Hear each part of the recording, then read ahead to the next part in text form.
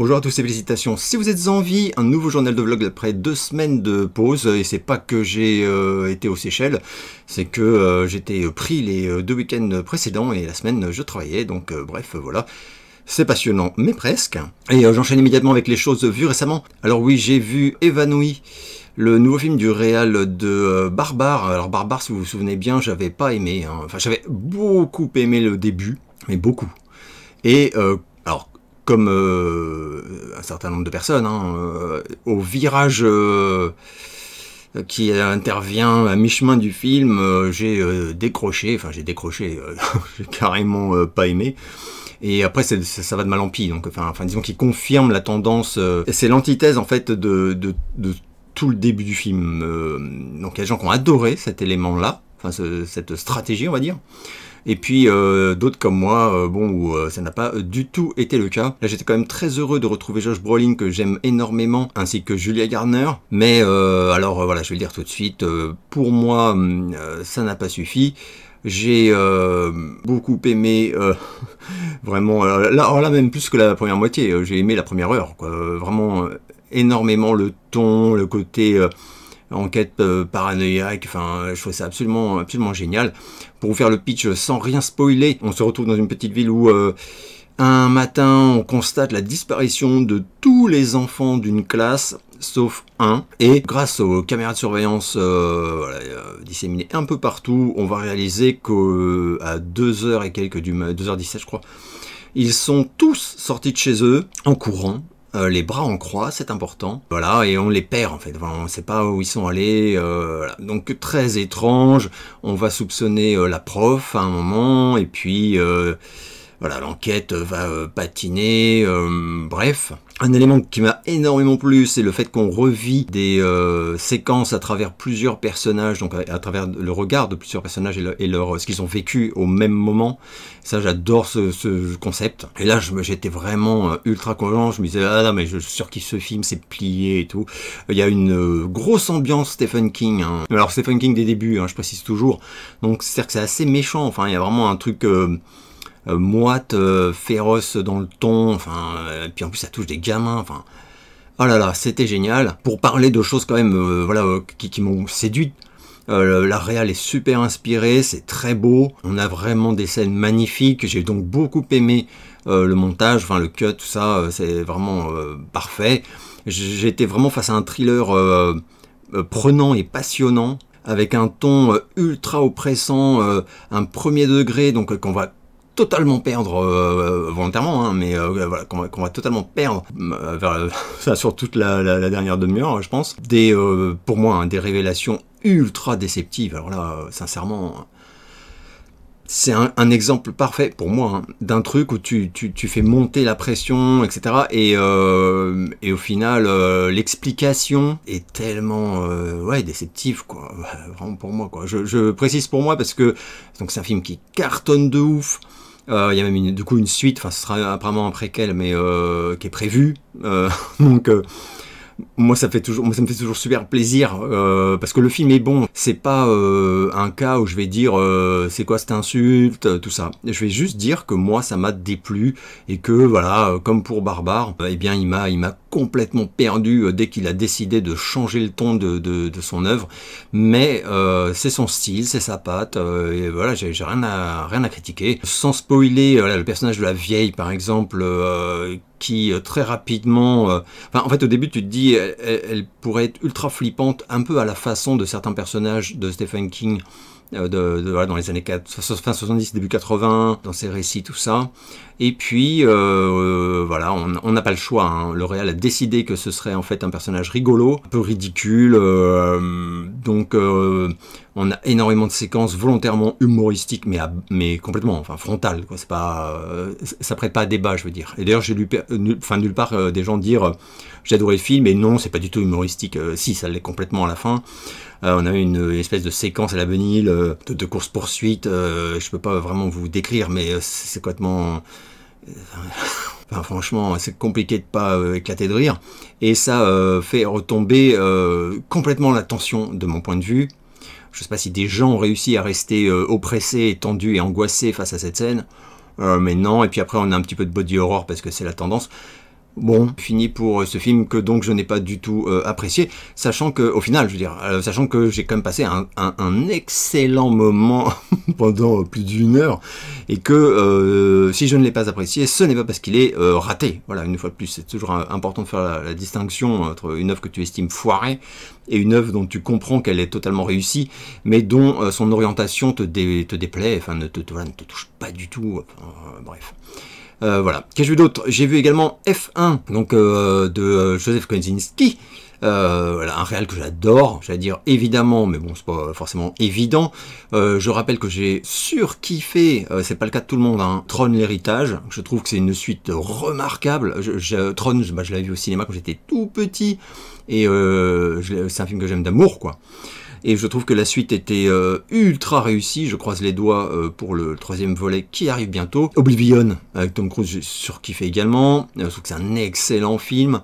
Et Top Gun Maverick, je vous en ai parlé, reparlé, re-reparlé, avec émotion, des petites larmes de joie dans les yeux quand c'est sorti. Tellement je trouvais ce film fabuleux. Donc là, sans surprise, enfin sans mauvaise surprise, on est face à une réale extraordinaire, vraiment.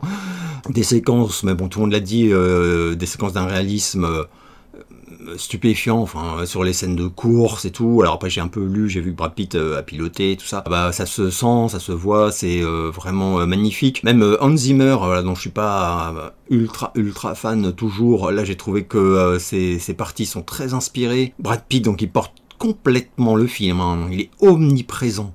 Je le trouve parfait, habité, total. J'aime beaucoup sa façon de se patiner.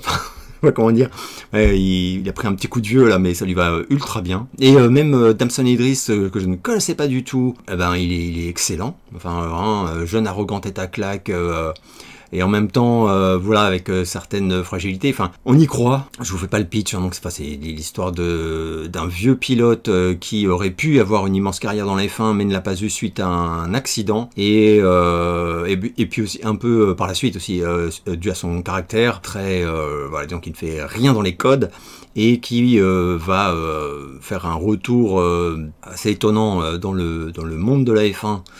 Mais donc 30 ans plus tard, enfin, complètement dingue. Et voilà, après je ne peux pas en dire davantage. Ce qui est sûr, c'est que, tout le monde l'a un petit peu dit, c'est évident, on a à nouveau, comme avec Top Gun Maverick, un blockbuster à l'ancienne. Alors il y en a qui vont gueuler parce que ça manque d'insertion de minorité, enfin je ne sais quoi, bref, peu importe. Moi mes critiques, ce serait plutôt que... on a un scénario, une intrigue qui est quand même très sage, alors bon, à l'ancienne, hein, mais très prévisible, mais vraiment un peu trop prévisible, et tout ce à quoi on s'attend se produit, voilà. Ça m'a pas empêché d'énormément apprécier le film, mais bon, du coup, j'avoue que j'ai pas eu autant d'émotion, par exemple, que devant Top Gun Maverick. J'ai pas été autant, pris par le récit, quoi. Et je trouve que c'est très bon, absolument pas de problème, mais c'est pas un film que je vais revoir 100 fois, qui va me hanter comme Top Gun Maverick, qui m'avait vraiment marqué. Néanmoins, ça reste une immersion incroyable dans le monde de la F1. Il y a évidemment quelques incohérences liées à l'intrigue, enfin je trouve, et je pense que voilà, des spécialistes du monde de la F1 confirmeraient. C'est pas du tout gênant, je cherche pas à voir un documentaire, je regarde un film. Donc c'est pas vraiment une critique. Et pour le reste, on apprend énormément de choses, enfin, vraiment sur les dessous du milieu, quoi. Donc gros coup de cœur, je dirais que c'est peut-être un tout petit peu long, je crois que c'est 2h40. J'avoue que y a des moments où je trouve que ça s'étire un peu pour rien. À mon avis, 2h15 et c'était parfait. Mais bon, c'est pas non plus désagréable, enfin voilà. Bref, ça je vous le recommande, hein, évidemment. Alors faut savoir ce que vous allez voir, quoi. Il va sans dire. Qu'est-ce que j'ai vu récemment également? Oh oui. Alien Earth sur Disney+, la série dans laquelle je mettais beaucoup trop d'espoir, visiblement. Alors je sais qu'il y a des gens qui adorent, hein, qui se régalent. Pour eux, c'est vraiment c'est une bénédiction, un miracle et tout. Et je suis tellement jaloux. Si vous me regardez, je suis jaloux de vous, quoi. Parce que c'est ce que je voulais ressentir et que malheureusement pour moi, un peu comme pour... Enfin, alors c'est différent quand même, mais un peu comme pour... Evan, oui, là, c'est totalement à côté de à côté de ce que j'apprécie, quoi. Donc en fait, la série n'est pas du tout pour moi. Alors contrairement à Évanoui, qui est objectivement pour moi quand même un très bon film, là, je vraiment, non seulement j'aime pas, mais je vois pas la qualité que certains décrivent. Mais ça veut pas dire qu'ils ont tort, hein. Je pense même plutôt que c'est moi qui me gourre, mais je parle de mon ressenti.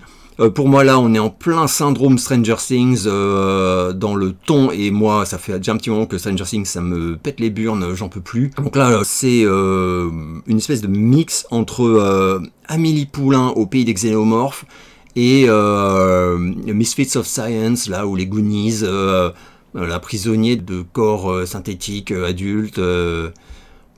Putain de merde, mais alors, donc là, j'avoue que contrairement à Évanoui, je suis un peu colère. Je suis un peu colère parce que vraiment je déteste. Je déteste, et en plus Alien c'est quand même une saga que j'aime énormément, enfin, alors, je l'ai tous vu 600 fois. Je fais même partie de la secte de ceux qui ont bien apprécié, alors je dis pas que c'est des grands films, hein, mais qui ont bien apprécié la série des Versus Predator. Donc je suis assez tolérant, enfin voilà. Mais il y a pour moi, il y a des codes qui sont propres à l'univers d'Alien et qui là sont totalement bafoué, enfin, why not, hein, on est dans une époque, t'as tous les droits, mec. Donc moi, là, je suis pas d'accord, en vieux con réac, je suis pas d'accord. À la fin du deuxième épisode, je percevais les xénomorphes comme des espèces de chiens un peu relous. Il y a une scène où limite, elle se bat avec un des xénomorphes, elle l'accroche, on dirait une laisse en fait. Vraiment on dirait un Klebs qui est pas content, et elle est là, comme ça, allez, coucher et tout. Ensuite, donc je disais, le personnage principal qui est omniprésent, enfin voilà, c'est l'héroïne quoi, tout simplement, que je surnomme donc Amélie Poulain, puisqu'elle en a le regard niais et la coupe de cheveux, non mais bon, le ton du perso, pour moi c'est horripilant. C'est-à-dire que je la trouve insupportable. C'est pas l'actrice, je la connais pas. Si ça se trouve, dans d'autres rôles et d'autres œuvres, elle me séduirait complètement. Non, par sa performance, quoi. Là, j'ai l'impression qu'elle joue mal, mais je pense qu'elle est dirigée comme ça, quoi. Mais alors vraiment, les expressions, le ton, putain, il a baffé, quoi. Enfin, je sais pas, je trouve ça horripilant. Cette bande de gamins, les conversations... c'est pas du tout ce que j'ai envie de voir. Enfin, même le côté enfant mourante, mais qui du coup devient quasi indestructible. Bon bah là, parce que, alors sans vous spoiler, mais donc un transfert d'esprit, on va dire, hein, dans des corps synthétiques. Et même le choix des corps, ça n'a aucun sens. Enfin, une espèce de pub Benetton. C'est le mec qui s'est dit, je vais créer des corps synthétiques, mais je vais bien prendre soin à représenter toutes les couches de la population planétaire. Mais personne ferait ça, enfin, ça n'a aucun sens. Et puis alors voilà, cette espèce d'Elon Musk, enfin un peu ridicule, hein, le mec tout le temps pieds nus, habillé en hippie, qui sort que des vannes, qui a une tête de gamin, enfin, je ne sais pas, il a le charisme d'une huître avariée, enfin, je pense c'est pour plaire aux ados, je ne sais pas du tout. Le concept de Neverland, enfin, voilà, ah putain. Donc, au final, moi, il n'y a rien qui m'a plu, hein, je le précise. Et en plus, là, on est quand même à la fin du 4e épisode, donc c'est la moitié de la série, quoi. Enfin, la saison, en tout cas, je ne sais pas si ça sera renouvelé, j'ai pas fait gaffe à quel point ça cartonne. Mais, là, enfin, de mon point de vue, il se passe rien. Vraiment. C'est-à-dire que moi, pour moi, Alien Earth, c'était vraiment les xénomorphes qui arrivent sur Terre. Putain, mais j'imaginais un truc, pas façon 28 jours plus tard, tu vois, mais un truc vraiment pour adultes, bourrin, dur, quoi. Alien, quoi. Je sais pas, là, c'est vraiment... c'est l'antithèse de ce que je présageais. Et par ailleurs, alors voilà, qui suis-je pour juger, mais c'est mon ressenti, j'ai trouvé la réal complètement à chier, quoi. C'est très déplaisant, des fondus que je trouve vraiment chemaux, pas chameaux, hein, chemaux, pardon. Truc de shaky cam insupportable, les flash forward qui sont vraiment cons, enfin, c'est mal exploité. Une fois de plus, enfin voilà, au bout de 4 épisodes, les xénomorphes ils sont déjà banalisés, ils sont pas du tout impressionnants, moi ils me font pas peur du tout. Et c'est pas lié au design de la créature, c'est lié à l'exploitation narrative, qui est faite. Enfin, pour moi, c'est vraiment une insulte à Alien, mais c'est pour moi, et voilà, hein, c'est comme ça. Qu'ai-je vu d'autre? J'ai une chouette surprise, j'ai vu Night Always Comes sur Netflix, avec Vanessa Kirby, que j'avais beaucoup aimé dans Les 4 Fantastiques, hein, je vous en avais parlé. Alors j'ai vu que c'est adapté d'un best-seller que je n'ai pas lu, mais qu'importe, hein, ça m'a pas empêché du tout d'apprécier le film. On va suivre une femme qui doit, sans trop spoiler, se procurer 25 000 $ en une nuit, sachant qu'elle est, j'allais dire fauchée, mais enfin c'est plus que fauchée. Potentiellement, elle va tout perdre et se retrouver à la rue. Elle vit avec son grand frère qui voilà, est lourdement handicapé. Je vous laisserai voir une performance d'acteur assez extraordinaire d'ailleurs. Et sa mère qui est très compliquée. Bref, donc alors déjà moi j'aime beaucoup tous ces films hein, qui se déroulent sur une nuit. Et le personnage de cette femme qui à un moment pète un peu les plombs quoi, et ultra crédible. Donc moi j'ai vraiment beaucoup apprécié. C'est une reco, voilà, vraiment vraie petite reco, c'est pas le film de l'année, mais c'est très beau, la façon dont la nuit est filmée, j'ai beaucoup aimé. Les persos, tout, bref, très belle surprise. Quelques scènes assez impressionnantes, des temps forts, comme je peux pas spoiler évidemment. Donc voilà, à l'inverse, je vous déconseille vivement Hollow Road, un film dont le concept est à nouveau d'ailleurs étalé sur toute une... alors c'est pas sur toute une nuit, mais en fait tout le film est condensé sur un trajet en voiture de nuit, voilà ça que je veux dire. Et d'ailleurs ça rappelle ces deux films dont j'avais parlé il y a pas très longtemps là. Voilà, où on a un mec qui durant tout le film en fait est au téléphone, au volant de sa bagnole, et ben là c'est à peu près pareil, on va suivre deux parents très inquiets car leur fille avec laquelle ils ont, enfin ado, hein, avec laquelle ils ont des relations très compliquées, vient de les appeler, elle a eu un accident, elle a percuté quelqu'un, elle est sur la route, toute seule, bon, et la personne qu'elle a percutée ne réagit pas, bon. Ne bouge pas, on arrive, et là le film démarre vraiment, et c'est interminable, c'est ultra yanche, que des clichés, et c'est mauvais, c'est très mauvais. Donc interminable, mais alors interminable, c'est nul à chier, voilà. Hollow Road, si vous le voyez passer, franchement, passez votre chemin. Et je vais conclure avec Descendant, que j'ai chopé, je sais même plus où, mais qui est pas sur les plateformes, me semble-t-il, en tout cas pas encore. Un petit film, hein, je précise, qui se fait un peu bâcher, hein, les moyennes sont vraiment pas bonnes, et là je suis pas d'accord, voilà, ça arrive de temps en temps. On suit un gardien d'école à Los Angeles qui...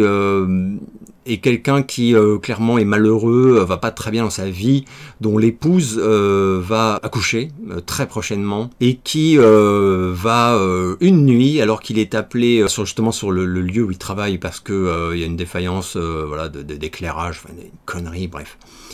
Il y va être témoin d'étranges phénomènes dans le ciel, hein, des lumières cheloues, etc. Quand il va revenir à lui, on va lui annoncer qu'il a fait une chute. En fait, il était sur le toit de l'établissement pour essayer de réparer ce système d'éclairage. On lui dit « tu es tombé ».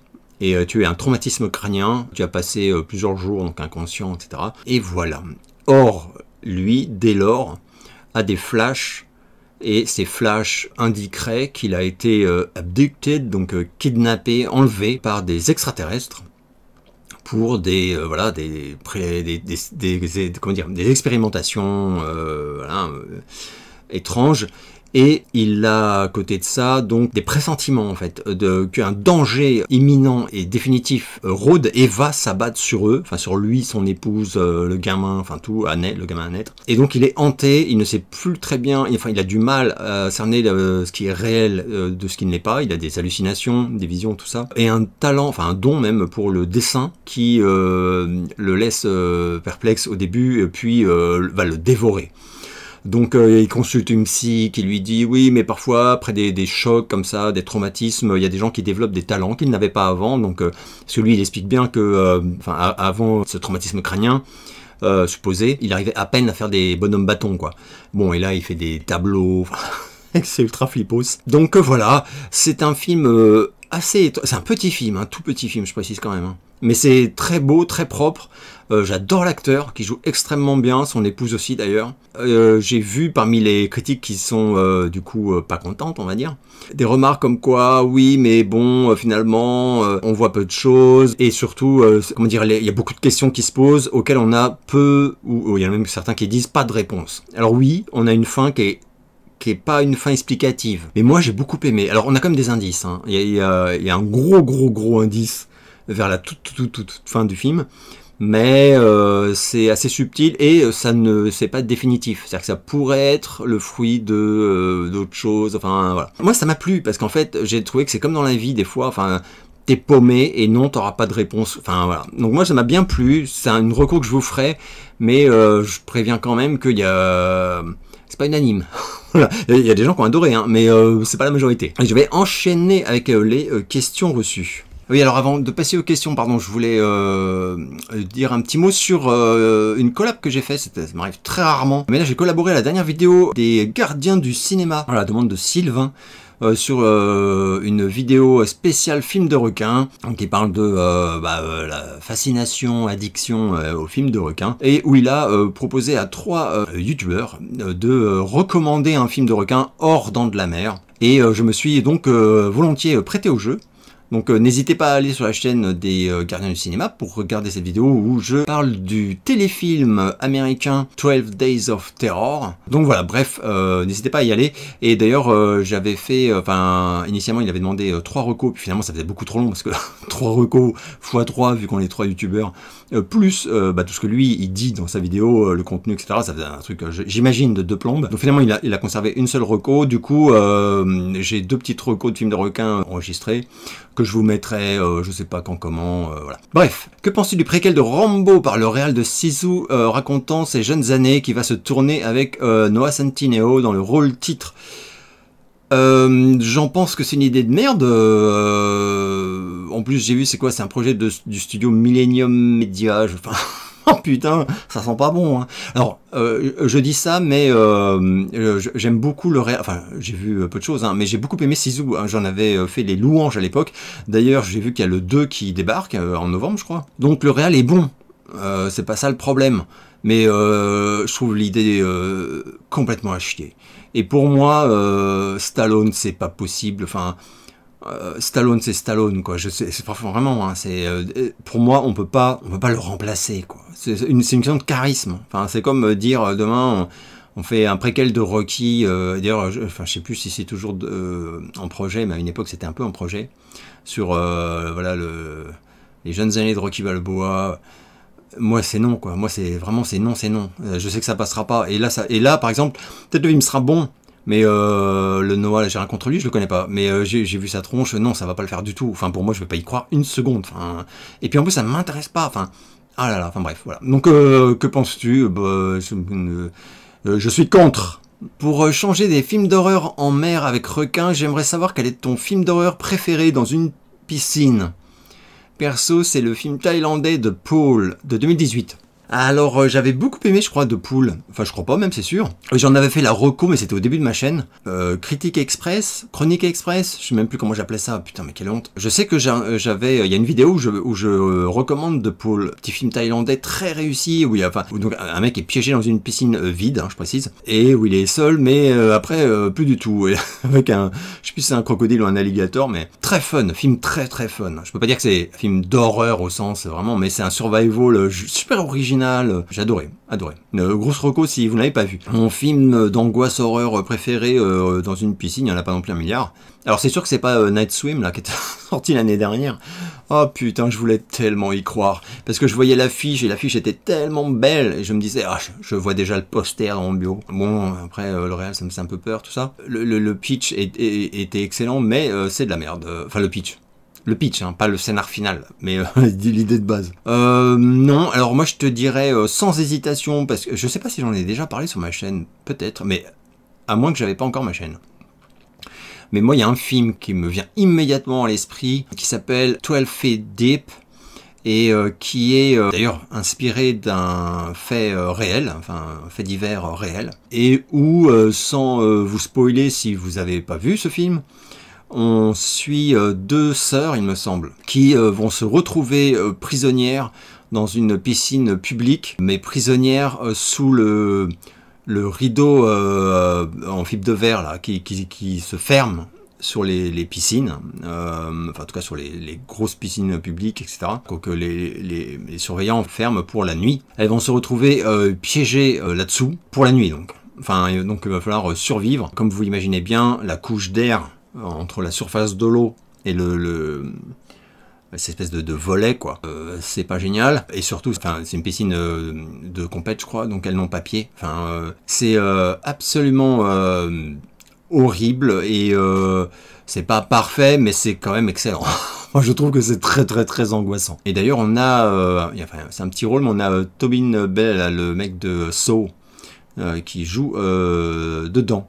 Donc moi c'est celui-ci que je recommanderais, sachant que je l'avais vu en VO sous-titré, quelque chose comme ça, et qu'il me semble qu'il n'est jamais sorti en France, ce qui est dingue, depuis, je sais plus de quand ça date, ça a quelques années maintenant. Hein. Voilà, avis aux petits éditeurs, je sais pas pourquoi personne ne le sort, c'est bien dommage. En ce moment on te taquine souvent avec la question film de requin, vu l'actualité ciné, quel est pour toi, décidément, quel est pour toi le meilleur et préféré film de croco? Pour moi, c'est L'incroyable alligator de Lewis Teague. Ensuite, Rogue ou Solitaire chez nous, avec Michael Vartan. Mais oui, putain. Oui, de la famille de Sylvie. Puis, en plaisir coupable, Primeval. Alors, pardon, je suis allé chercher, parce que je savais que j'en avais en DVD de mendiant. Primeval, j'aime énormément ce film. Si vous ne l'avez pas vu, mais jetez-vous dessus.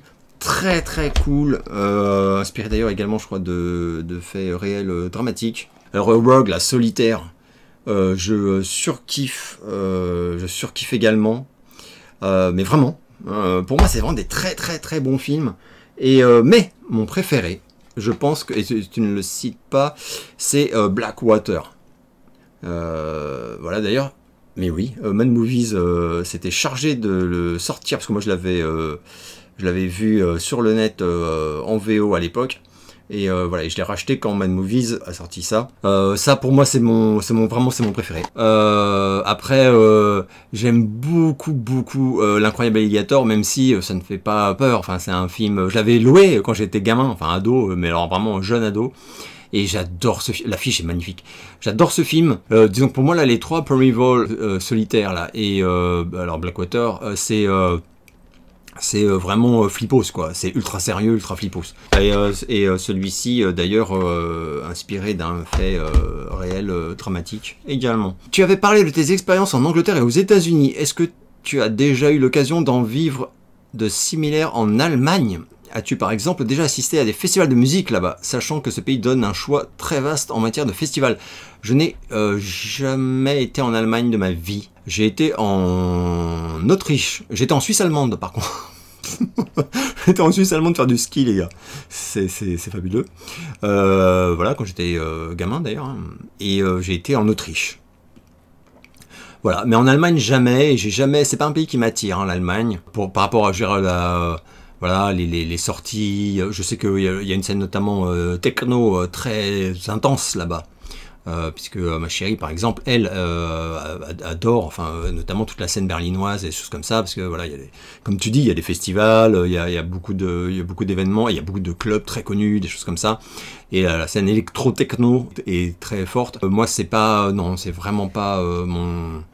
C'est pas un pays où je me dis j'aimerais trop aller en Allemagne, et d'ailleurs si ça avait été le cas, je pense que j'y serais allé depuis longtemps.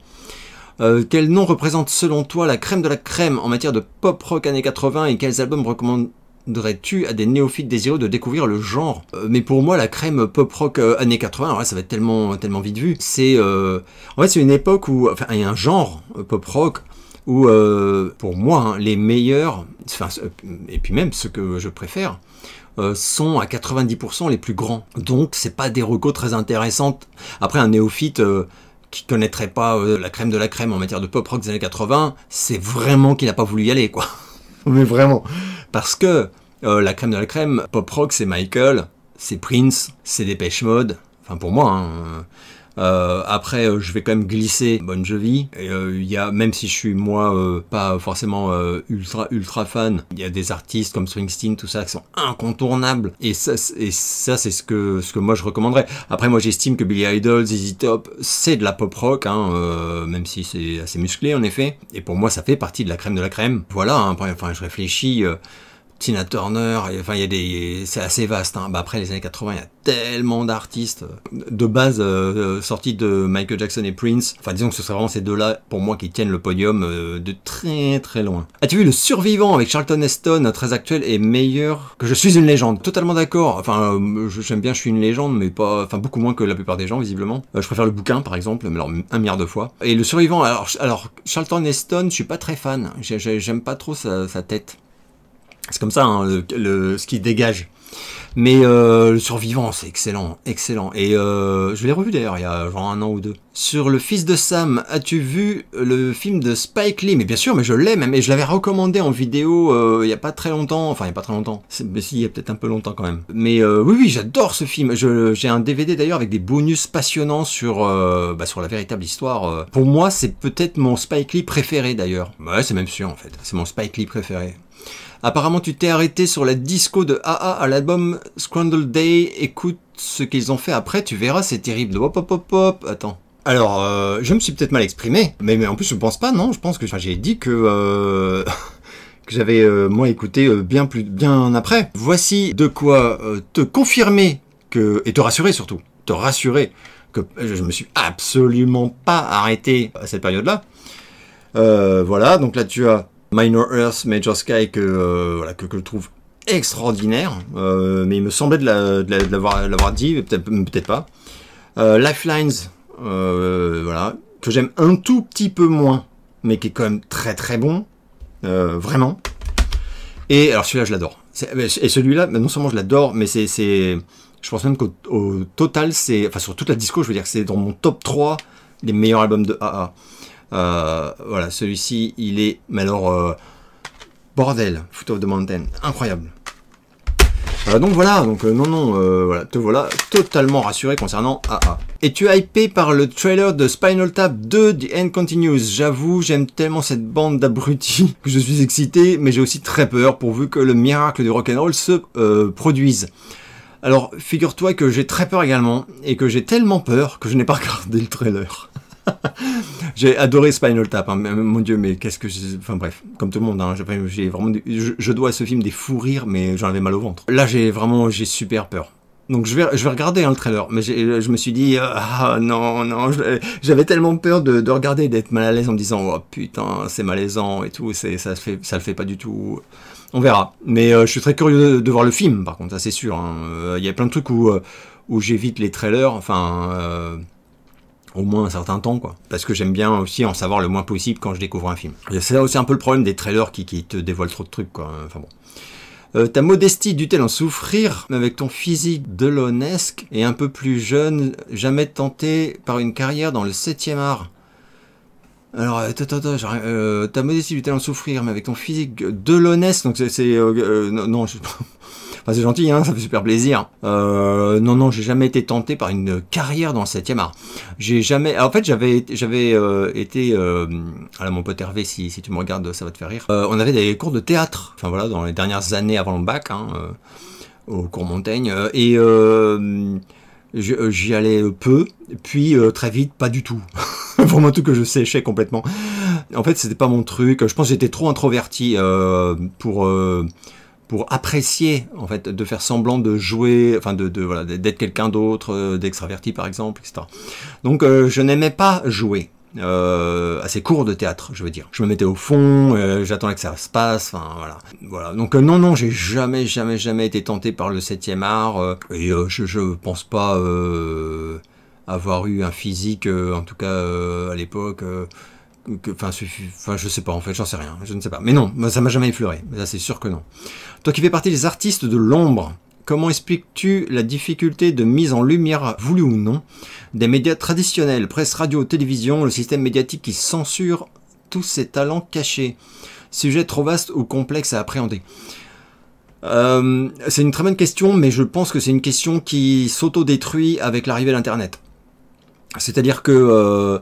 voilà, me poser cette question au début des années 90, encore au milieu des années 90, je t'aurais fait des tirades, bon. Parce que la presse, la radio, la télévision également, avaient la main mise sur les moyens. Enfin, disons que sans leur soutien, un artiste n'avait aucune chance de percer. Aucune. Et quand je dis percer, c'est même juste d'être un peu... Enfin, de se faire un peu connaître, quoi. Avec Internet, c'est plus du tout le cas. La presse, la radio et la télévision ont complètement perdu leur pouvoir, et ils le disent d'ailleurs. Alors la presse s'est effondrée dans le monde entier, donc bon, les radios, les audiences, ça n'a plus rien à voir, et la télévision, c'est une catastrophe. Donc maintenant, c'est vraiment sur Internet que ça se joue. Alors ça n'empêche que, évidemment, sur Internet, il y a des nouveaux médias qui sont devenus, enfin qui ont remplacé, on pourrait dire, ceux qui avaient le pouvoir à l'époque. Mais d'ailleurs, voilà, les maisons de disques le savent très bien, et tout le travail de com, enfin pas tout, mais enfin le travail de com même d'une major se fait presque à 80% sur Internet, quoi. Voilà. Donc je saurais pas dire, mais je n'ai pas l'impression, enfin je ne pense pas en fait, que le système médiatique ait les moyens de censurer quelques talents cachés que ce soit. Je pense que, et d'ailleurs on voit, voilà, il y a plein de talents, de petits talents, quoi, qui percent sur le net, et je trouve ça super cool. Pour moi, ça c'est un des immenses points positifs d'Internet par rapport à l'art. C'est-à-dire que autant ça a détruit et pulvérisé le marché physique, et toute une façon d'aborder le film, la musique, c'était une façon que j'adorais, enfin que je regrette. Je regrette pas dans le sens, je voudrais revenir en arrière, c'est que je regrette parce que je trouvais que c'était... pour moi, par rapport à mes sensibilités, mieux, plus spectaculaire. La sortie d'un album, à l'époque où tu avais juste des annonces dans la presse, des articles, des interviews dans des magazines, des photos, enfin des affiches dans la rue, il y avait une hype démesurée, enfin c'était complètement dingue. Ça peut plus l'être, parce que t'es au courant de tout avant même de te poser la question de savoir, enfin voilà, t'entends des extraits, mais c'est très bien, je dis pas que... Mais moi je préférais avant. Voilà, c'est juste ça. Mais je suis très content pour ceux qui préfèrent que comme c'est maintenant. Je suis à peu près du même âge, 2 ans de plus que toi si j'ai bien suivi, et ayant vécu à l'époque la transition vinyle-CD, le retour de vinyle fait à la fois plaisir et intrigue. Est-ce que tu as un avis, ou tu es à fond CD ou encore streaming? Est-ce que tu t'es fait plaisir niveau matériel, hi-fi? La transition vinyle-CD, je m'en souviens tellement bien. Le retour du vinyle, il fait plaisir. C'est un retour, c'est un retour gadget, j'allais dire, mais c'est un retour, c'est pas un retour de masse. Enfin, le vinyle se vendra jamais comme il se vendait dans les années 80, évidemment. Néanmoins, c'est vrai que, alors par contre, le CD s'effondre totalement. Enfin, c'est vrai que je crois que pour la première fois aux États-Unis, ils ont vendu plus de vinyle que de CD, par exemple. C'est complètement ouf, ça c'est très intéressant. Après moi-même, par exemple, vous voyez, j'en ai pas parlé, mais en achat récent, j'ai acheté, après l'avoir découvert très tardivement, l'album Gamma de Gesaffelstein, et je l'ai acheté, alors d'abord parce que le vinyle est magnifique, mais j'ai découvert qu'il n'était pas sorti en CD, du tout. Alors qu'il est chez une major, il est chez Columbia, aux États-Unis, enfin, c'est pas un problème de moyens, évidemment. Je pense que c'est une volonté. C'est très intéressant. Donc voilà. Est-ce que je suis à fond CD? Non, je suis ni à fond vinyle, ni à fond CD, ni à fond streaming. Alors streaming, je le suis devenu de plus en plus. J'ai fini par CD après avoir longuement résisté. C'est vrai qu'il y a beaucoup de choses que j'écoute sur Spotify. Avant, c'était pas le cas du tout. J'y allais jamais. Là maintenant j'ai un compte, j'y vais, j'écoute beaucoup de choses. Après, j'ai des goûts tellement barrés parfois qu'il y a quand même pas mal d'artistes, notamment dans la scène air metal, enfin heavy metal des années 80. Il y a pas mal d'albums que j'adore et qui ne sont pas sur Spotify. Alors là, c'est hallucinant. Sans doute pour des raisons de droit ou d'autorisation de label, je ne sais pas pourquoi. Mais bref. Donc là, heureusement que j'ai les CD. Enfin bon, du coup, il faut prendre les CD et en faire des MP3, etc. Peu importe. Après, niveau hi-fi, à une époque, j'avais du beau matos, mais là, ne vivant pas seul et ayant pitié des êtres qui m'entourent, j'écoute énormément au casque. Donc j'ai un très bon casque, mais l'intérêt, tu vois, par exemple, d'avoir un beau matos hi-fi, tout ça, enfin, je me suis fait la remarque et je me suis dit, oui, mais quand est-ce que tu vas pouvoir écouter à fond, tranquille, et en fait, quasi jamais. Parce que sinon, les autres, ils ont plus de vie, quoi. Ils peuvent même plus s'entendre. Donc voilà. Que penses-tu de la série True Detective saison 1? Je l'ai encore revue récemment, j'y prends toujours autant de plaisir. Par contre, la saison 2, rejet total. Exactement comme toi, j'ai adoré la saison 1 de True Detective. Pour moi, c'est un chef-d'œuvre même, carrément. Et la saison 2, c'est une bouse. Une merde, une insulte, un gros gladio. Voilà, que je me serais pris dans l'œil, ça fait super mal, et puis en plus ça irrite. Bref, donc voilà. Es-tu du genre à manger les... Oh, ça sent les questions un peu trigger. Es-tu du genre à manger les cacahuètes ou autres en commençant par les casser, puis les entières, ou bien à décoller les deux parties des Oreos pour lécher la crème avant de manger les biscuits? Je sens bien qu'à travers cette question, tu essaies de me mettre dans une catégorie de personnes, et je m'y refuse. Néanmoins, alors pour les Oreos, oui, c'est sûr. Vraiment. Au début, je prenais un malin plaisir à ne pas le faire. C'est-à-dire que je prenais l'Oreo et je le croquais entier. Après, j'ai eu ma période où je les trempais dans le lait, comme les Américains. Ce qui est assez intéressant d'ailleurs, parce que j'aime pas le lait. J'aime pas le lait tout seul, je veux dire. Un verre de lait, ça me fout la gerbe, carrément. Mais, un petit verre de lait, juste pour tremper les Oreos, mais je peux manger 10 paquets. C'est terrifiant. Voilà, mais ça fait quelques années que je réalise, en fait, à cause de toi et de ta question perverse, que ouais, dernièrement, je dévisse les Oreos. J'aime bien les séparer, mais en les faisant tourner, comme ça. Oh là là là là, c'est triste. Et les cacahuètes, non, je m'en bats les couilles, par contre. Les cacahuètes, j'adore les cacahuètes. Hein. J'en mange, enfin j'en mangerais énormément si je pouvais. Quand il y en a, j'en bouffe. Et par contre, je m'en fiche. Non, je regarde pas ceux qui sont cassés. C'est trop petit. Je prends des poignées, quoi. Team Space 1999 ou Invaders Cosmos 99 en France ou Les Envahisseurs. Alors ce sont deux séries que j'ai peu connues parce que je pense que j'étais pile poil trop jeune. Je crois que, enfin je suis même quasi sûr que ma sœur, qui a 10 ans de plus que moi, a, elle par contre totalement regardé et Les Envahisseurs et Cosmos 1999. Moi je vois ce que c'est. Mais sans plus quoi. Cosmos 99, j'ai vu je crois des documentaires dessus, c'est-à-dire que j'ai vu des docus qui parlaient de la série, mais je peux vraiment pas juger parce que j'ai jamais regardé d'épisodes en entier, de choses comme ça. Les Envahisseurs par contre oui, les Envahisseurs j'ai vu des épisodes en entier parce que ça a été, il me semble, quand même rediffusé, peut-être sur la 5, je ne sais plus, à une époque, et je trouvais ça génial. Donc voilà, donc je dirais Les Envahisseurs, mais c'est pas, comment dire, c'est pas en connaissance de cause, puisque peut-être que si j'avais regardé tout Cosmos 99, je penserais autrement. Je ne sais pas. Mais les Envahisseurs, c'était trop bien. Au concert de Birmingham pour Ozzy Osbourne et Black Sabbath, j'ai découvert Youngblood ainsi que la chanteuse Hailstorm. Et putain, quelle voix. Ouais, alors moi je les connais tous les deux. Et sans être fan de leurs chansons, je précise, hein, parce que voilà. Donc j'ai aucun album ni de Youngblood ni de Hailstorm parce que j'aime pas, j'ai jamais eu de coup de cœur sur leurs chansons, mais ce sont des artistes assez impressionnants. Youngblood, il a vraiment un coffre de ouf.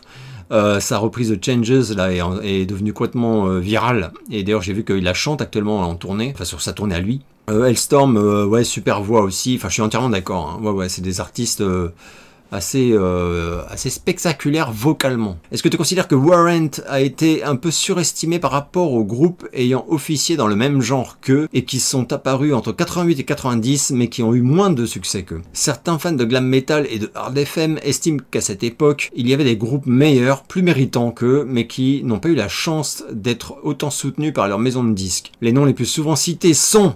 Alors attention, parce que si vous n'êtes pas fan de hard metal des années 80, rien va rien vous dire. House of Lords, Enough Enough, Babylon AD, Vane, ah oui c'est YZ, pardon, Lillian X, Cats in Boots, ah putain ça me fait trop rire mec, Evil Mother's Nightmare, Electric Boys, un groupe suédois. Ton avis m'intéresse à ce sujet. Alors, House of Lords, j'ai jamais aimé, j'ai jamais acheté l'album, je connais, bien sûr. Enough Enough, j'aime pas du tout. Je connais bien, mais j'aime pas du tout. J'ai jamais aimé. Babylon AD, j'avais acheté à sa sortie, je l'ai toujours, le CD de leur premier album. Où il y avait Bang Goes the Bells, When the Hammer Swings Down, un truc comme ça, je ne sais plus. Enfin bref, j'aimais beaucoup cet album de Babylon AD. Voilà. Vane, le premier album No Respect, c'est un chef-d'œuvre. XYZ, j'avais acheté le premier album, mais j'aimais bien sans plus. Lillian X, j'ai l'album avec la reprise de My Number, mais voilà, que j'aime bien sans plus, j'avoue. Hein. Et Cats in Boots, j'avais acheté leur premier album également, que j'ai toujours en CD, où il y a ma chanson préférée, c'est Monkey, je crois, ou My Monkey, je sais plus. Every Mother's Nightmare, j'ai également acheté, alors celui-là je l'ai plus parce que je l'avais donné à un ami. Mais j'avais acheté leur premier album en CD, le premier album de Every Mother's Nightmare, que j'aimais bien, mais hormis leur premier single, je trouvais quand même que c'était moins bon. Electric Boys, je connais un petit peu, mais j'aime pas trop. C'est un peu comme Enough Enough, c'est-à-dire que c'est pas bien, Mais c'est pas du tout un style de... J'aime pas les arrangements, ça me parle pas. Alors pour répondre à ta question, pas y passer 1000 ans, parce que je sais qu'il y a beaucoup d'abonnés qui n'ont rien à battre du sujet. Je suis pas d'accord, en fait. Enfin, je suis pas d'accord. Je ne pense pas cela. Même pour Vane. Pour moi, l'album de Vane, il surnage énormément du lot de tous ceux que tu m'as cités, parce que le premier album de Vane, je vous l'ai montré dans ma vidéo sur le heavy metal, puisque je vous ai montré mes CD, etc. Et j'ai le premier album en CD. Ouais, je l'avais en vinyle, mais je l'ai perdu. Il n'y a pas une chanson pourrie. Enfin, c'est incroyable. Et c'est un album qui n'a pas eu, effectivement, le succès qu'il aurait mérité. Après, sur Vane, on peut pas vraiment critiquer la maison de disques parce que, je trouve, hein, parce que je me souviens quand même qu'à sa sortie, il y a eu de la pub en presse, il y a eu un clip qui était pas nul, il y a eu des choses, quoi. Voilà, mais bon, de toute façon, trop nombreux, trop de groupes, enfin... Parce que là, tu m'en cites, et moi, je pense à d'autres groupes, tu vois. Pas plus connus, mais où, effectivement, ils sont arrivés... Après, il y a une histoire, c'est que Warrant, ça fait partie des tout derniers groupes de ce mouvement qui ont explosé. Ils ont eu vraiment du bol. Hein. Et d'ailleurs, Jenny Lane le disait lui-même. Hein, enfin, ils sont arrivés juste à temps pour faire, voilà, pour remplir des stades, faire des tubes, être numéro 1, etc. Avant que le grunge débarque. Et voilà. Mais je trouve que c'est l'inverse. Je trouve que Warrant est un groupe mésestimé. Enfin, Warrant. La période Jenny Lane en tout cas. Et pour moi, Dirty Rotten, Fascistic and Rich, c'est presque un chef-d'œuvre de hard FM. La qualité de songwriter de Jenny Lane, elle est dingue. Beaucoup de gens le disent, hein, même, vraiment même des... Je sais plus si c'est un mec de Slayer ou de Metallica qui parlait de ça il y a pas très longtemps. Talent d'auteur, compositeur de Jenny Lane complètement fou. Même si on n'est pas fan de sa niche, c'est-à-dire du style de Warrant. Donc pour moi, non, ils n'ont pas du tout volé leur succès et c'était ultra mérité. Et d'ailleurs, ils n'ont pas eu plus de push que d'autres groupes que tu me cites. Hein. Babylon AD, il y avait beaucoup de pubs hein, dans la presse. En tout cas, je me souviens, métal, anglaise, américaine. Cats in Boots, ils ont eu pas mal de pubs aussi. C'est juste que c'est vrai que ça n'a pas décollé. Après, voilà, ils étaient tellement nombreux, c'était vraiment compliqué. Mais j'avoue que non, je trouve pas du tout que... ils étaient moins méritants ou qu'ils soient surestimés. Donc bref. Je viens de visionner The Occupant, à ne pas confondre avec le film espagnol du même titre de 2020. Je serais curieux de connaître ton avis, j'ai beaucoup aimé, même si la fin est alambiquée ou ambiguë. Alors moi j'avais bien aimé, mais sans plus. Donc j'en ai un souvenir un peu vague, je crois me remémorer que la fin m'avait... moi aussi, un peu laissé perplexe, quoi. Mais pas dans le bon sens, hein, du terme. Mais je pourrais pas trop développer. Toi qui aimes le grunge, est-ce que tu es fan de Alice in Chains? Je suis ultra fan de Alice in Chains, ou plutôt je l'étais. Voilà. Ceux qui savent comprendront. Mais ouais, les premiers albums de Alice in Chains, j'écoutais tout le temps. Alice in Chains, Nirvana et... le premier Pearl Jam, enfin les deux premiers Pearl Jam, mais quand même, enfin surtout Ten, c'est vraiment des albums que j'ai écouté mais des milliers de fois. Et Alice in Chains pour moi c'était, je me demande même si Alice in Chains c'était pas pendant un bon moment mon groupe préféré de ce style musical, parce que vraiment le chant, les mélodies, c'était dingue. Et en plus Alice in Chains, contrairement à Pearl Jam par exemple, ils avaient quand même un gros côté heavy metal encore. Voilà, qui ne reniait pas, enfin, je sais pas comment dire, et qu'on entendait. Peux-tu me rappeler le livre de Stephen King qui est fait de nombreuses nouvelles que tu aimes beaucoup? Ton top 3 de Stephen King en livre disponible en France. Alors, je suis allé jeter un œil, parce que Stephen King en a disséminé partout dans le bureau. J'ai pas souvenir d'avoir mentionné, mais si tu le dis, c'est que je l'ai fait. Un recueil de nouvelles de Stephen King qui était mon préféré. J'aime énormément les nouvelles de Stephen King. Pour moi d'ailleurs, depuis une dizaine d'années, il est meilleur en nouvelles qu'en roman. C'est un langage que moi, hein, mais voilà. Je préfère ses nouvelles en tout cas. Quand il sort un recueil de nouvelles, je suis beaucoup plus confiant que quand il sort un long roman, etc. Après, voilà, ce que j'aime beaucoup, en tout cas, voilà, il en a sorti tellement. Alors, un de mes préférés, c'est sans doute Danse Macabre. Donc là, on est sur les vieux. Hein. Ensuite, celui-là, je l'ai en vieux format d'époque. Brume, qui a un super recueil de nouvelles également. Il y en a vraiment beaucoup des recueils de nouvelles que je surkiffe. Tous les vieux, hein, vraiment tous les recueils de nouvelles des années 80-90, je les trouve incroyables. Et après, Stephen King que j'adore ou que je préfère, top 3, oh putain, c'est dur. C'est pas c'est pas un truc d'horreur, hein, mais vous savez, vu que j'ai fait une vidéo spéciale dessus, qu'un de mes Stephen King préférés, c'est Rage. Mais enfin, alors Stephen King, en fait, c'est un Richard Bachman, hein, mais et c'est un drame social, on pourrait dire. Enfin, je sais pas comment dire. C'est pas un roman d'horreur. Un de mes préférés, comme qui reste un de mes préférés, c'est Cimetière. Vraiment, Cimetière.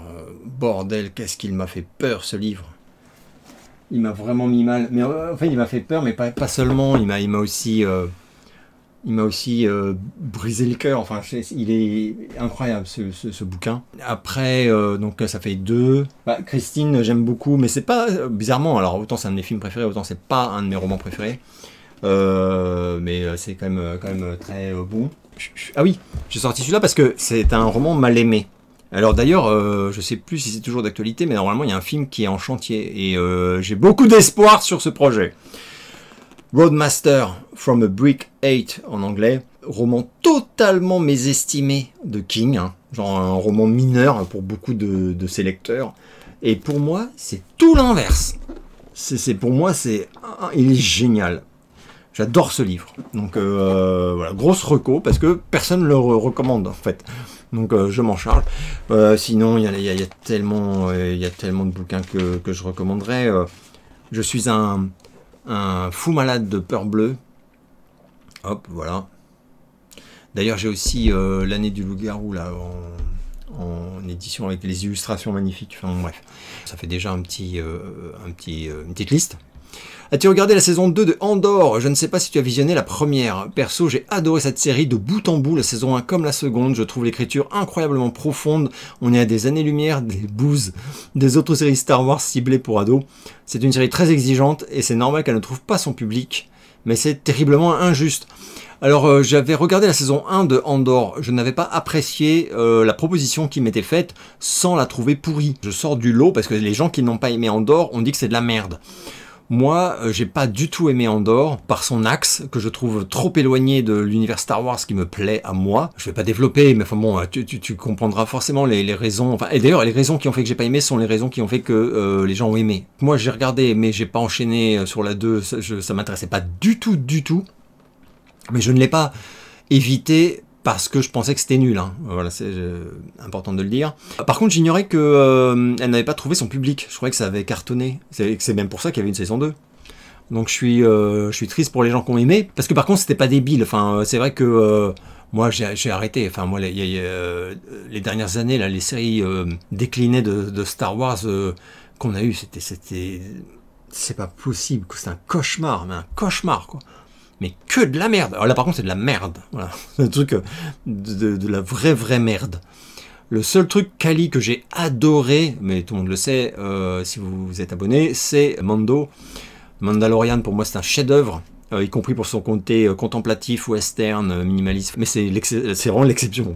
As-tu vu Sorry Wrong Number, film de 1948 d'Anatole Litvak? Je n'ose pas dire qu'il s'agit d'un film noir, j'avais peur que ce soit mal interprété. Et as-tu vu Dark Waters de Todd Haynes avec Mark Ruffalo?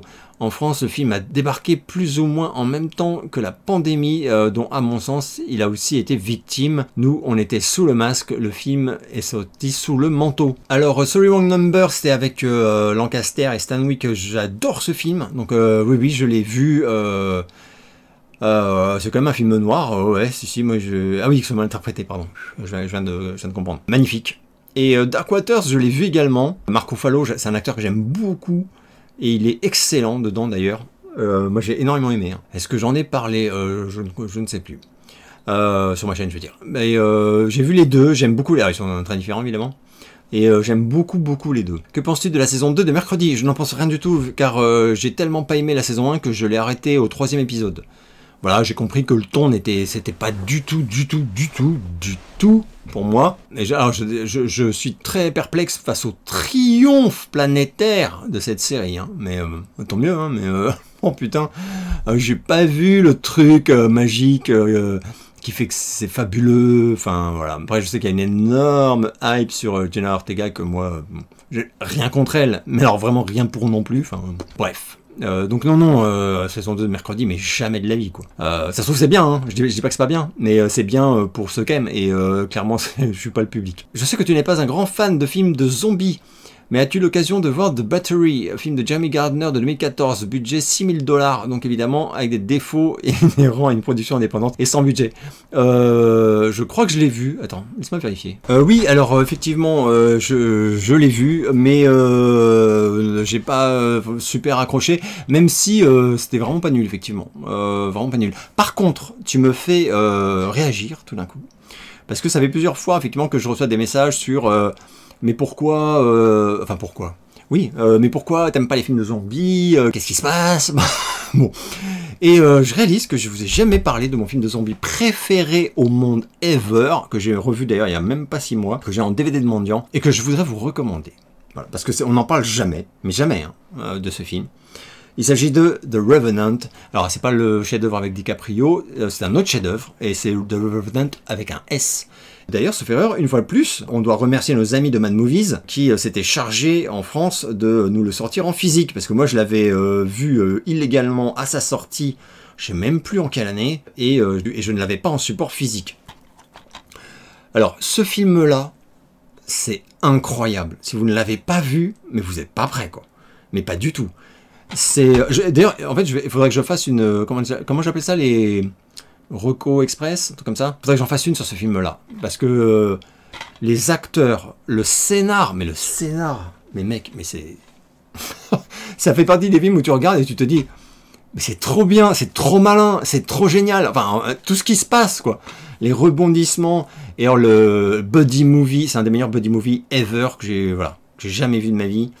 Les deux acteurs sont sidérants, tellement ils sont parfaits.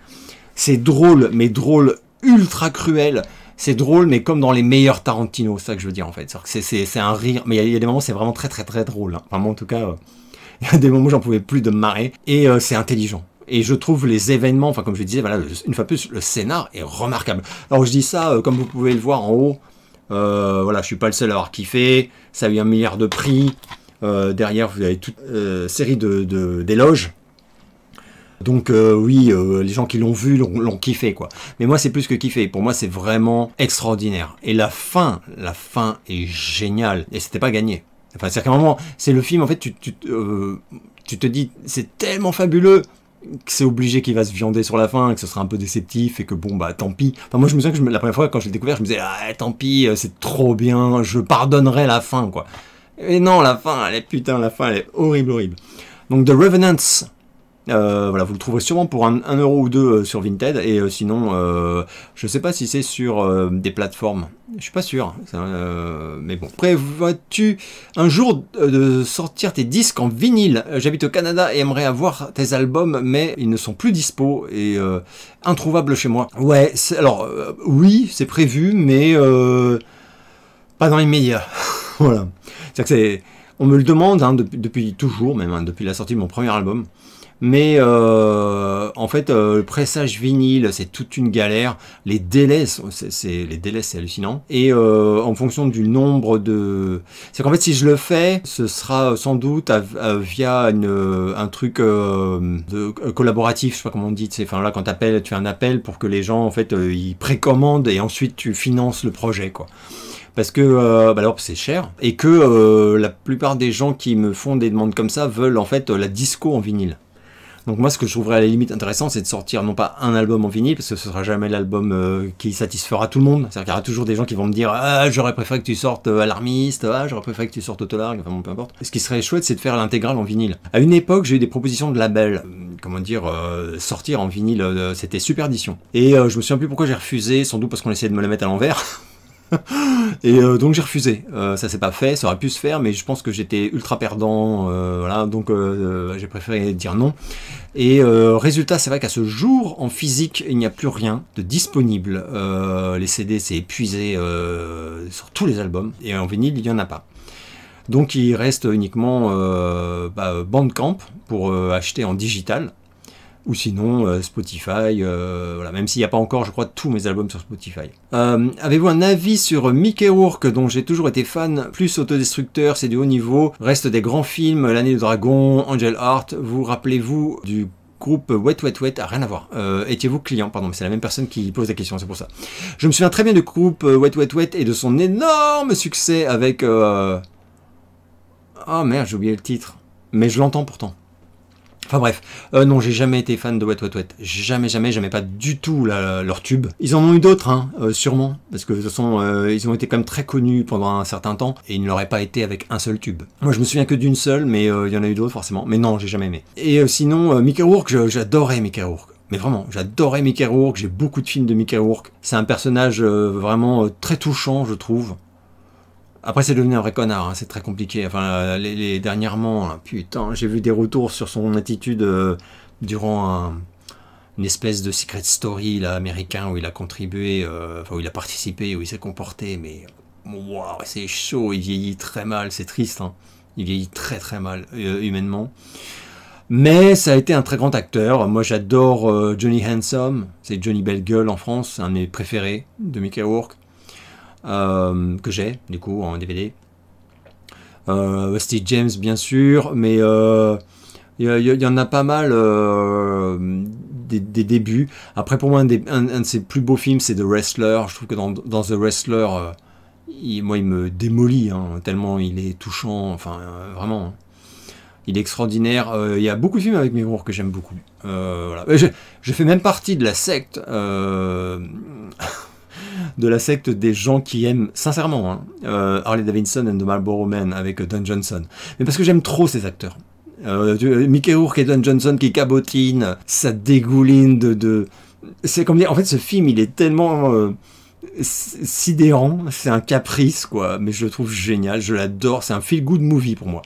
J'adore l'ambiance en fait, donc je lui pardonne tout. Bah ouais, il y a la scène du petit déj par exemple où Mickey Rourke il mange il s'en fout partout. J'adore tout de ce film. Mais je sais que c'est pas un bon film, hein, mais c'est un film que j'adore. Donc oui, Mickey Rourke, ça a longtemps été un de mes acteurs préférés, mais il s'est vraiment autodétruit, quoi. As-tu lu J'étais Jacques l'Éventreur de Claude Fermy? Je pense que ça pourrait te plaire. Non, je ne l'ai pas lu, mais je l'ai noté, par contre, et parce que je suis allé googler un peu et ça a l'air extraordinaire, en effet. Comme toi, Cimetière est le livre qui m'a le plus fait peur. Quels sont les autres livres qui t'ont terrorisé, tout auteur confondu? Quelles ont été tes lectures de l'été?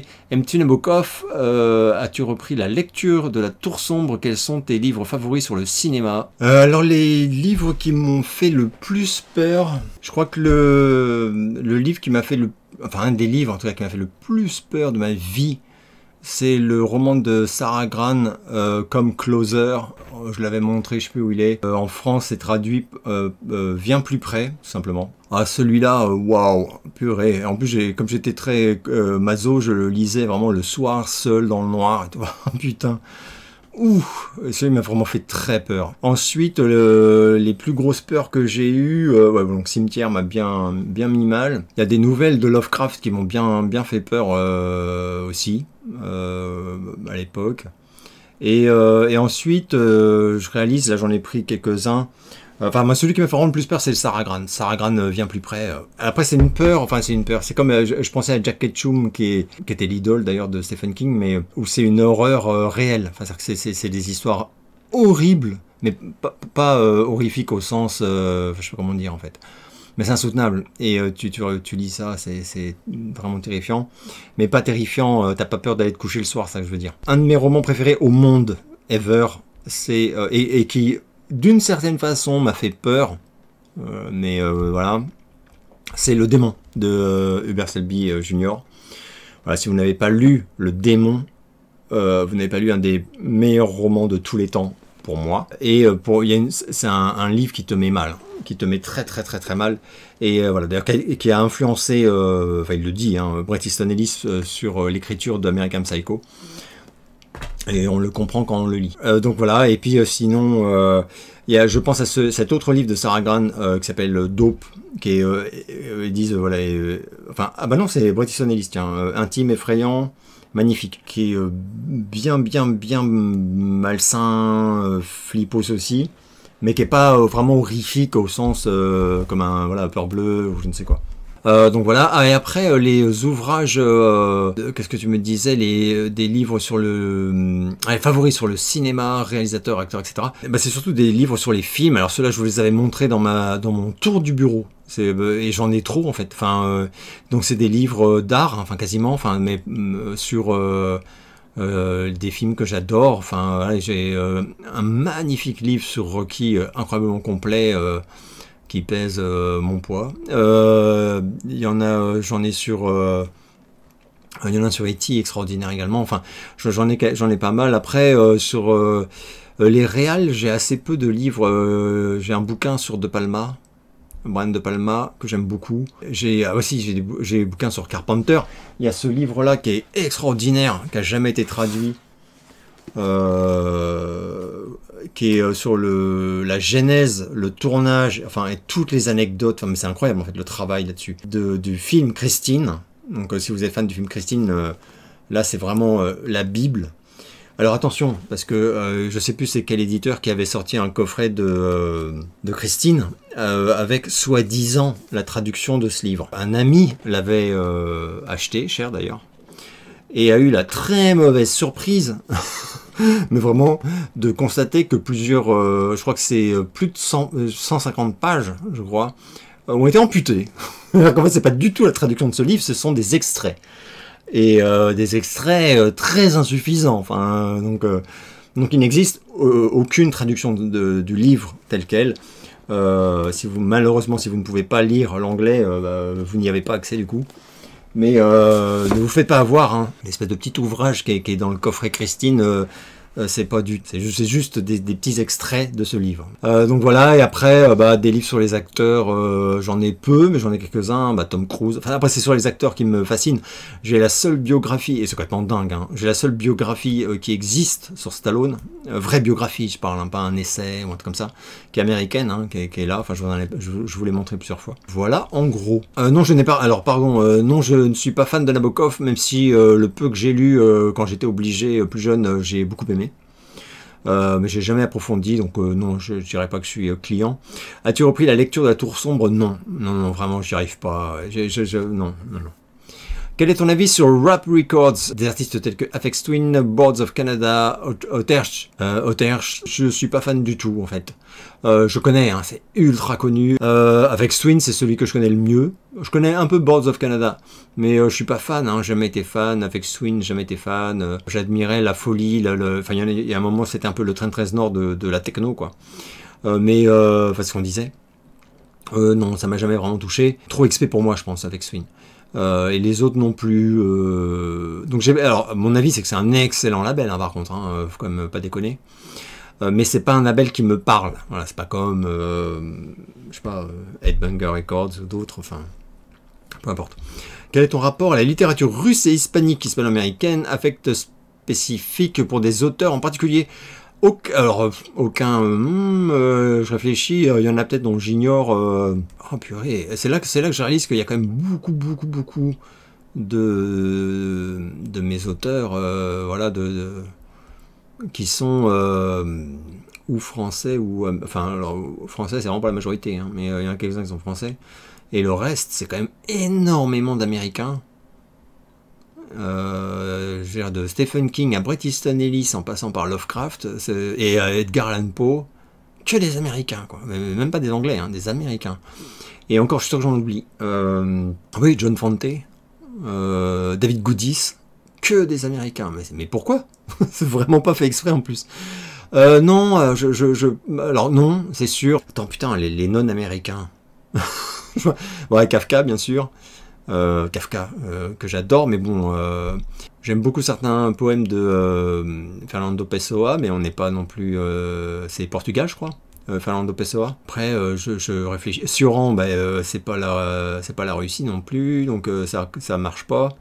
Non, j'en ai pas, écoute, alors donc du coup, mon rapport, c'est un rapport de l'ignorance.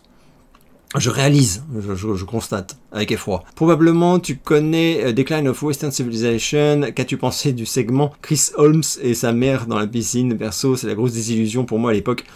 Alors moi, j'ai eu la chance de découvrir ce documentaire un peu plus tard. Donc à l'époque, j'étais à fond dans Wasp. Enfin, à fond dans Wasp, je veux dire, à l'époque vraiment de Inside Electric Circus et Et après The Headless Children, ces choses-là, j'avais pas vu, voilà, j'étais à peine au courant que le mec était alcoolique. Je crois que je le savais quand même, mais j'avais pas, ça allait pas au-delà de ça. Plus tard, quand j'ai vu la séquence devenue culte, hein, j'étais quand même impressionné, parce que des séquences de gens déchirés, tout ça, j'en avais vu un paquet chez Skid Row, chez Motley Crue évidemment, encore dans d'autres groupes où vraiment parfois ça allait loin, quoi. Mais lui, il fait de la peine, enfin t'es juste inquiet, enfin tu regardes ça et c'est pas fun, quoi, ça que je veux dire en fait, c'est ça la différence.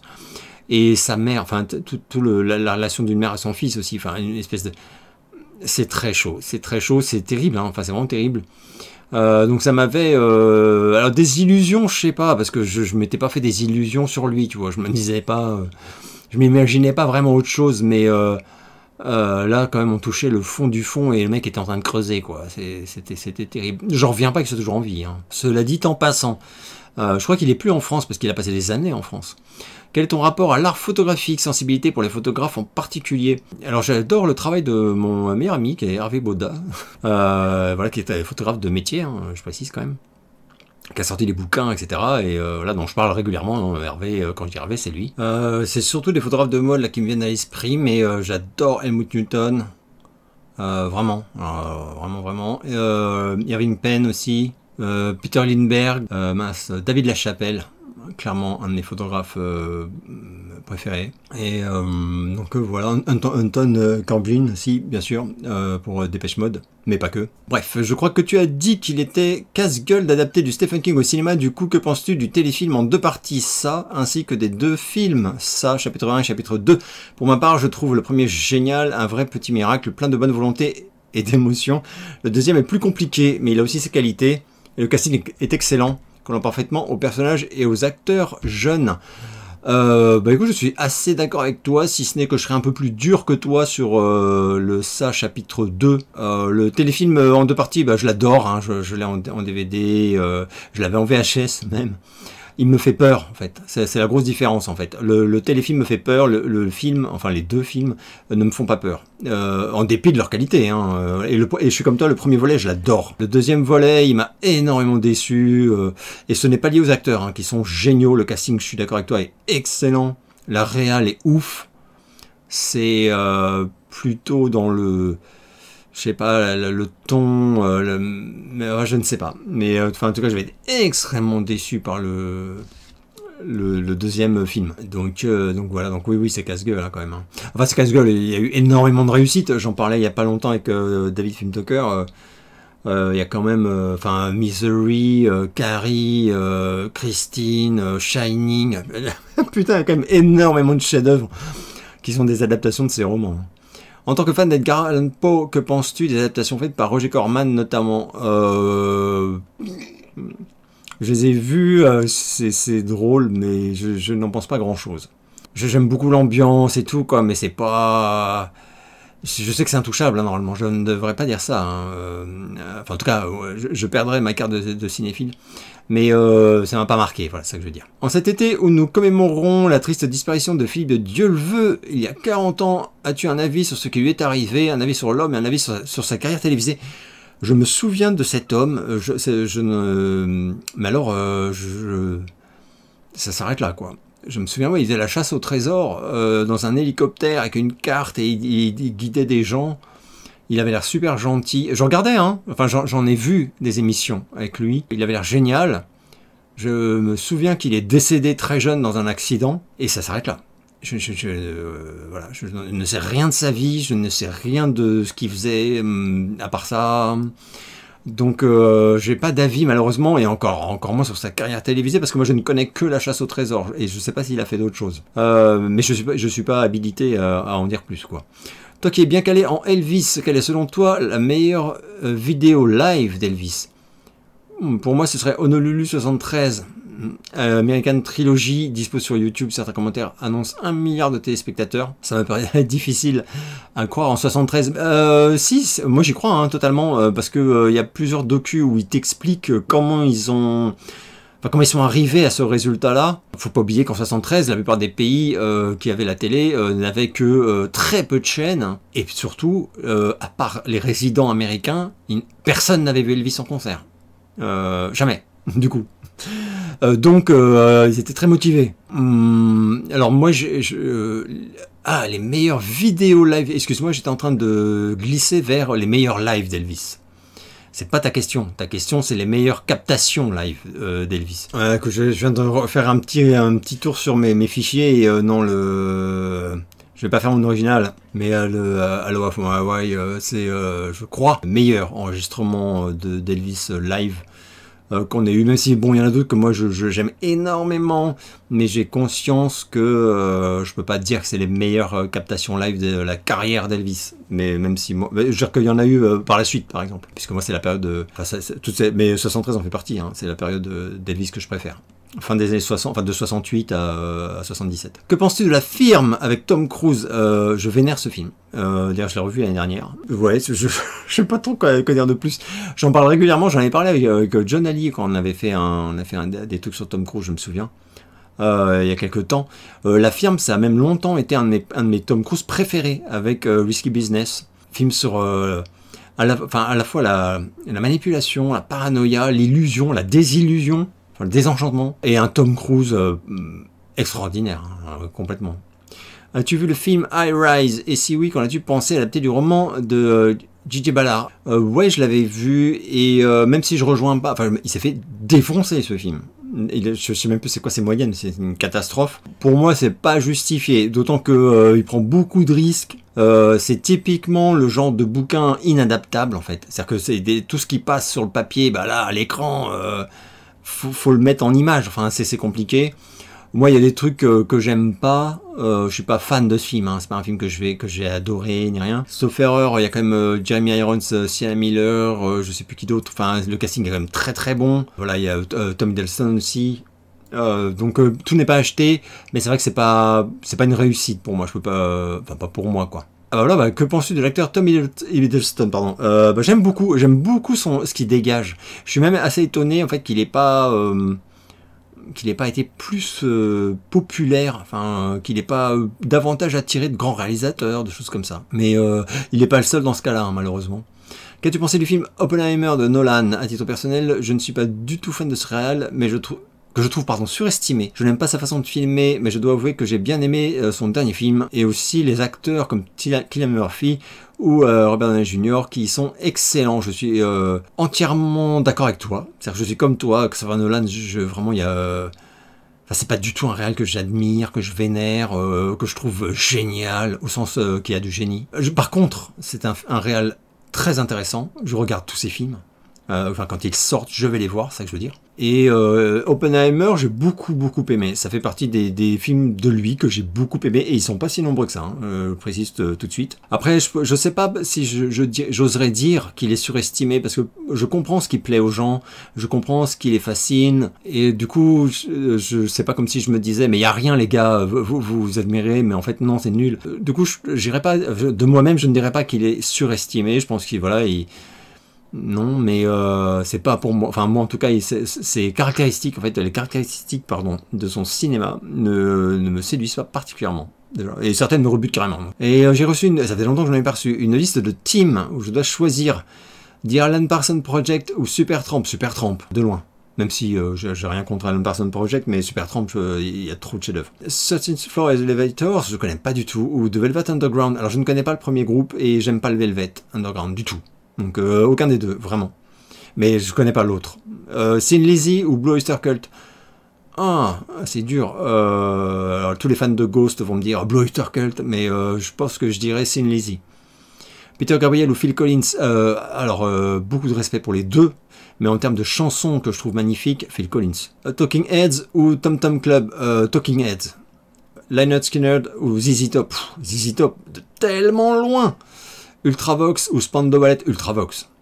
Public Enemy ou Beastie Boys, Beastie Boys. The Specials ou Madness. Ah, alors je connais un tout petit peu de Specials, mais très mal, parce que c'est pas les genres musicaux qui me parlent. Madness, je connais un petit peu mieux, les énormes tubes, etc.